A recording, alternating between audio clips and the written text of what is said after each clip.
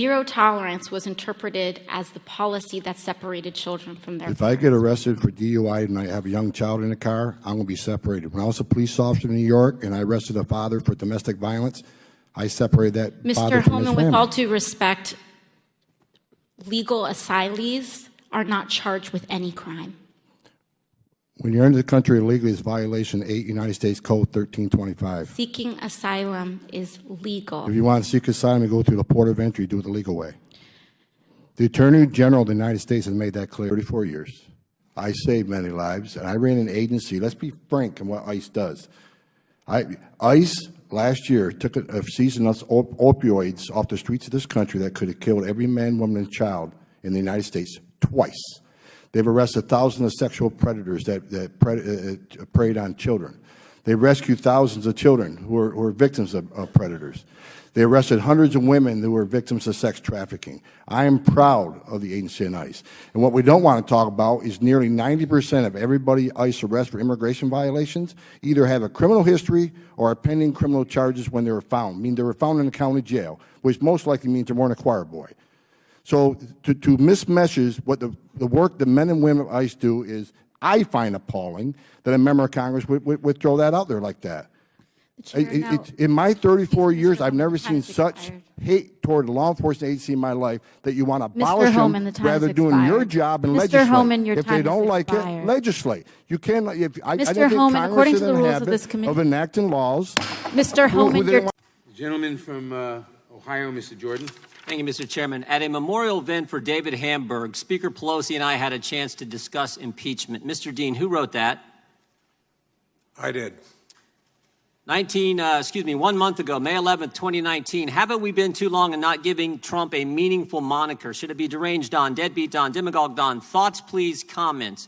Mr. Dean, who wrote that? I assume that was mine. It was yours. 19 days ago, May 22nd, 2019, there was this. We are witnessing Trump's massive cover-up of his criminal behavior. As POTUS, he's incapable of accomplishing anything. Mr. Dean, you know who wrote that? I suspect that was me again. It was you. I want to focus on that last sentence. As POTUS, as President of the United States, he, Donald Trump, is incapable of accomplishing anything. When you made that statement, Mr. Dean, what did you have in mind? You thinking about the 3.2% economic growth rate we had the last quarter? Thinking about the fact we got the lowest unemployment in 50 years? How about the fact the hostages are back from North Korea? Maybe you were thinking about this. When you said the President of the United States was incapable of doing anything, were you thinking about the fact that the embassy is now in Jerusalem? I mean, I think about this one. Every single candidate for as many cycles as I can remember, Republican and Democrat, have promised the American people, you elect me, we're going to move the embassy to Jerusalem. And guess what? They get elected and they come up with a million reasons why they can't do what they said they were going to do. But this president didn't.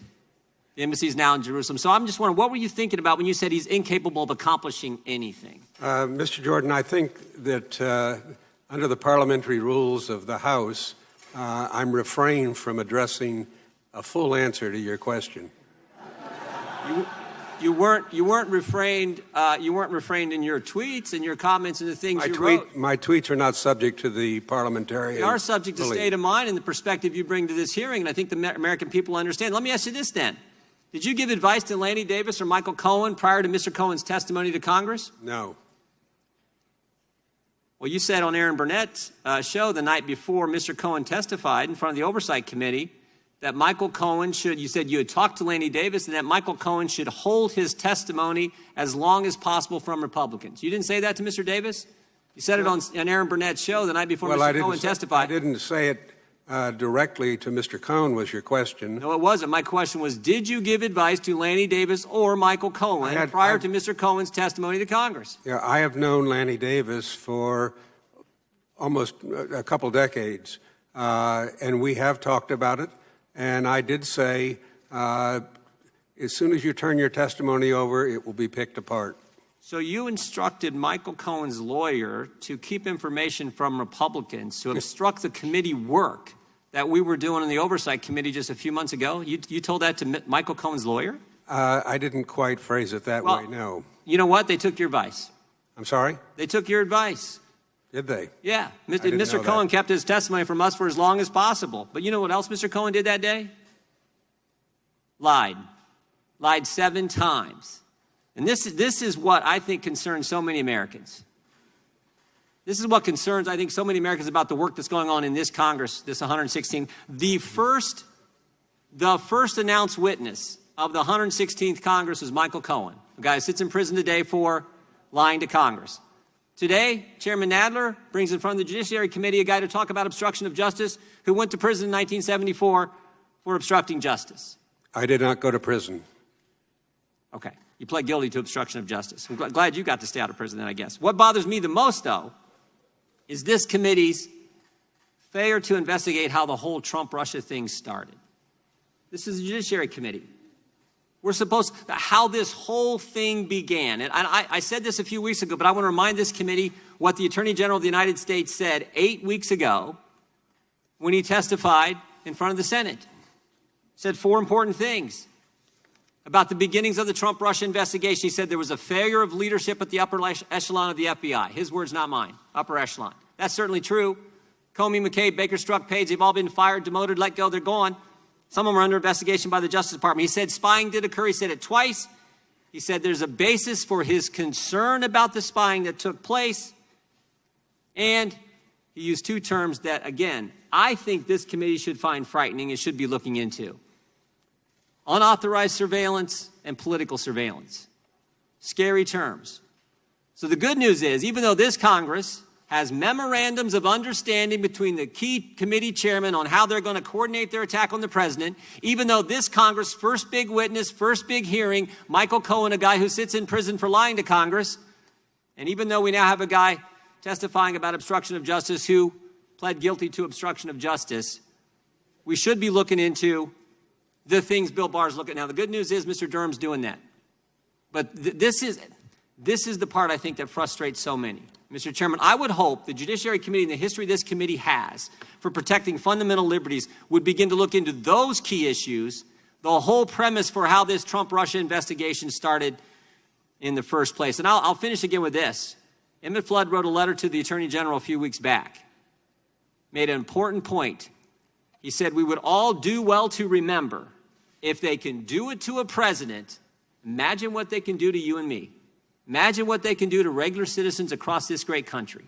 That should be what this committee most safeguards and most protects. And instead, we got memorandums of understanding between the chairmen. We got Michael Cohen testifying for 7 hours, getting advice from the witness here on obstructing the committee work and not sharing the information with us in a timely fashion. And now we got John Dean, 45 years ago, pled guilty to obstruction of justice, and now coming in to enlighten the Judiciary Committee on obstruction of justice when we could be going right to the start of how this whole thing started. I yield back.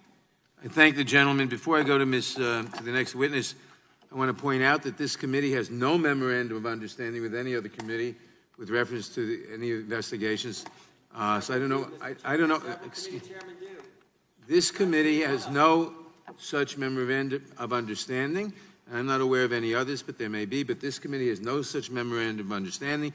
And number 2, since the gentleman from Ohio cast aspersions on the witness, I would remind everyone that after Mr. No, I didn't, Mr. Chairman. I read his statements. I did not cast aspersions. I read his statements. Very well. Since I believe the gentleman cast aspersions... You're wrong. Fine. Since I believe the gentleman cast aspersions on the character and truthfulness of the witness, I would remind everyone that after exhaustive testimony in 1973, when the tapes were revealed, it was revealed that everything that Mr. Dean said was correct and truthful. The next witness... Mr. Chairman, if I could. The gentleman from Georgia is recognized. Thank you, Madam Chair. Mr. Rosen, 4 years ago on January 6, 2017, was it appropriate for Democrats to object to the 2016 presidential election results? Congressman, I think the things that are appropriate or inappropriate for Congress to do are that all members, of course, and all the rest of us have to adhere to the Constitution.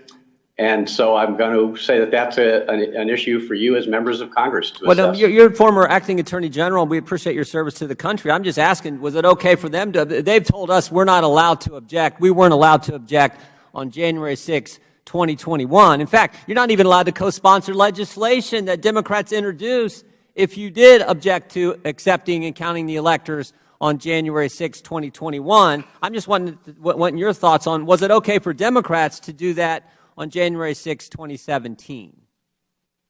What I would hope is people of all parties, all political perspectives, would respect the Constitution, our system of government, and the rule of law. And does the Constitution allow members to object to the Electoral College results on January 6th after a presidential election? My understanding is that it does. It does, right. And Democrats did it. I mean, we had Jim McGovern, the Democrat chairman of the Rules Committee. He objected to the very first state called. He objected to Alabama back on January 6, 2017. State President Trump won by 30 points. Mr. Raskin objected to Florida. Mrs. Waters objected to Wyoming, maybe the only state that President Trump won by more than he won Alabama. She objected to Wyoming. And you're saying that was okay for Democrats to do.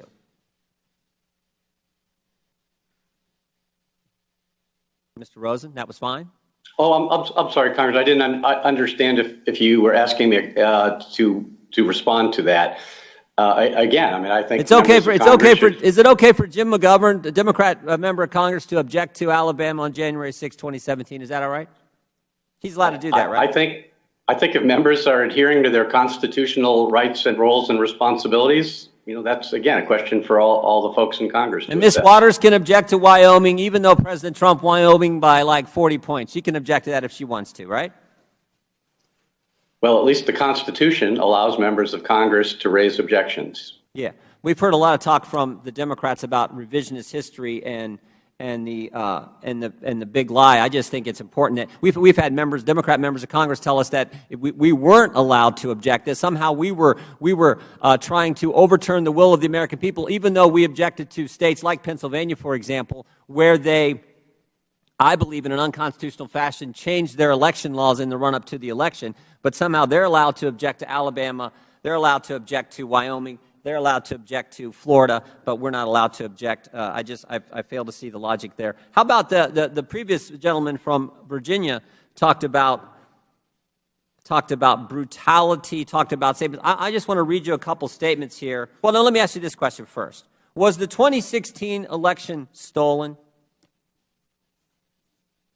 I do not know of evidence that would say it was. I think you're alluding to a troublesome thing about the legitimacy of our past elections, sometimes governor's races being called into question.